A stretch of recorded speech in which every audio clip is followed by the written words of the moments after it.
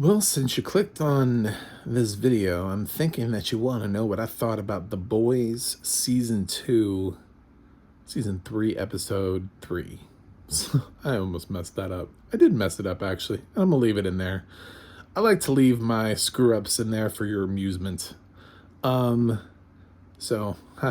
I'm John Stark, also known as Mac the Movie Guy. I'm a blind film critic, so I don't get to see when those people explode in The Boys, all the gnarly stuff. But I do get it through audio description. So we're going to talk a little bit about how the audio description worked out for me with this episode. And, of course, the episode itself. The rules for me with my TV reviews, I try to keep actual spoilers for the current episode I'm talking about to a minimum. I don't want to spoil things for you. I want you to be able to enjoy it. But if it's a previous episode, so like episodes 1 and 2 of this season, and obviously past seasons, fair game. So if you aren't at this point, go back to the one that you are and watch that review. So what did we have going on? Well, where we last left off, Butcher decided, he was going to do whatever it took, and he took the temporary the temporary shot, and became a superhero and killed that political message, that walking political message from The Boys this season. That I feel like if there's an an audience drop off between 2 and 3, it'll be because of gunpowder. So, I feel like some people are gonna be like, "Are they making fun of me?" I can't believe it. So, if you related to gunpowder, you probably stopped watching, and you probably stopped watching this review when I started. And you're like, "Well, he's obviously not sympathetic towards my gunpowder relations." Yeah, you if you related to him, you weren't supposed to. Just like if you relate to Homelander, seek psychological care, please. We're left with, in this episode, Huey is reteaming with Butcher. Milk is, he got that blessing from his family to go off and rejoin Butcher so that they can be in on it. And Frenchie's got like a side gig this episode that may or may not become a thing. He goes off and does his own thing for a minute. And I don't know. I don't know if that'll become relevant. I don't know how big of a plot line that'll be, but Frenchie's got his own thing happening.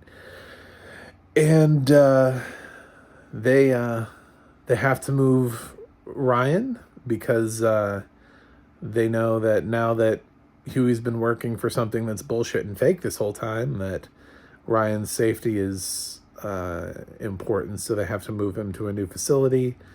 So they do that, and in the process, their government contact, the one that's been working with Butcher this whole time, they grill her for information on Soldier Boy and how he died, and so she tells them the story, and we get to see all that played out. We get to see what she knows played out. And that is when we get our token explosion for the episode. I told you there has to be a body explosion every episode of The Boys. I think it's a contract requirement at this point. Somebody must explode in every episode. So you will get it. I promise. It's in this episode. Someone explodes.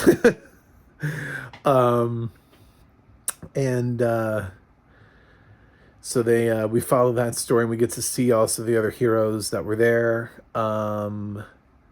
It's interesting to sort of see Noir pop up.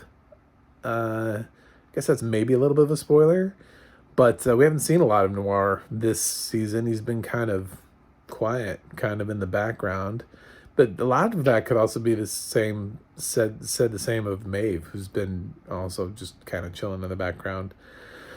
But yeah, we've been focusing a lot on Starlight and Homelander and their dynamic, and Homelander made a huge speech at the end of the last episode, which surprisingly trended really well for him.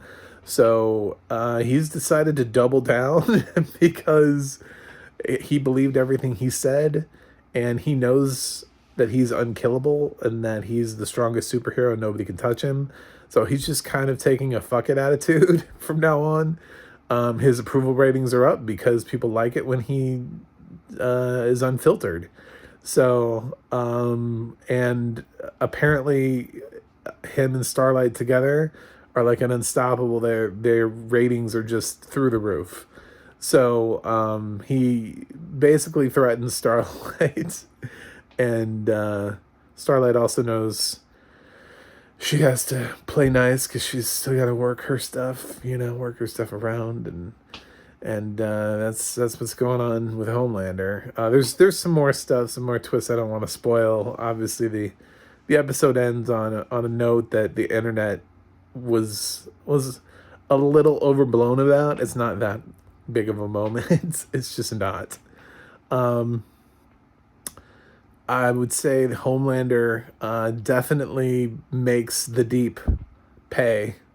He definitely makes the Deep understand who's the boss.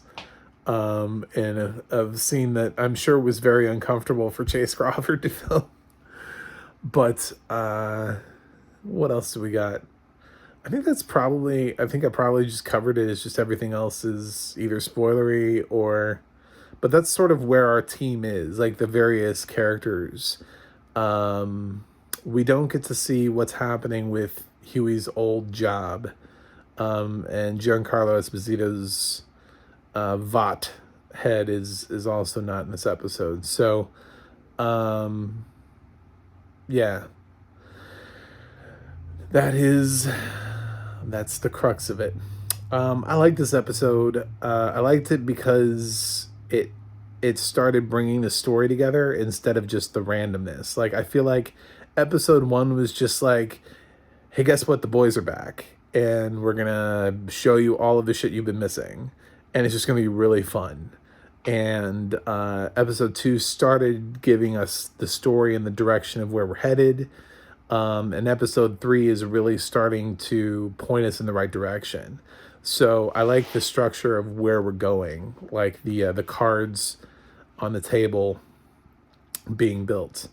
As far as action, this one kind of has like the least amount of action, even though we get the massive flashback with Soldier Boy. But I don't know. I don't know that mattered because sometimes this show revels in its silliness. It doesn't always need to be. Sometimes the humor that comes through, and this one has a lot of humor. It also has a surprisingly little bit of heart in there too. So it was still a fun episode for me. Audio description wise, I would say probably we definitely needed it. There's some stuff going on with Butcher that we definitely needed the audio description for. That was really nice to have. There's some stuff going on like symbolically between him and Ryan. There's that whole scene with Soldier Boy and his group, the flashback, that all needed to be laid out. So yeah, there was a lot happening that, and I think probably the one thing that I wanted a little bit more was in the scene with the Deep, because we got such great sound design. I don't want to like give that scene away because it's such a dick move from Homelander, but we got the sound design team on that scene was giving us life, and I felt like the audio description could have leaned into it a little bit more, because I feel like I'm sure the Deep was in more panic. like more shocked, more like I wanted more of his reactions to everything that was going on. And I feel like I got like a little bit of it. So I did kind of want a little bit more in that scene. It was just me. Because it was obviously Homelander's way of torturing the Deep. I'm trying to be vague and not spoil shit for you. So, yeah, I definitely would have wanted more out of that. So, just, I don't know. I don't even know if what was possible, but yeah, something to highlight because I'm sure Chase Crawford, if I wasn't visually impaired, I would be able to see that he was giving like a great like reaction to everything that was going on in that moment, and we just only got like a bit of it. So I like the episode. I love the boys. I like where we're headed. I'm excited for episode 4. So this episode did a good job because it's setting me up. I didn't feel like it slowed down, anything like that. So I'm going to give the boys season 3, episode 3, an A. So I gave every episode this season so far an A. And I don't know if that'll be consistent. We'll find out. But let me know what you think in the comments. And don't forget to like and subscribe. And as always, I'll be back with the next episode shortly. There are more shows premiering this week that I'm going to start recapping, so who knows. But episode 4 should drop Friday. You can check out more reviews at macthemovieguy.com. You could head over to the audio description project to see what has audio description and where it's at. And you can head over to theadna.org to find out who describes what and search it over there.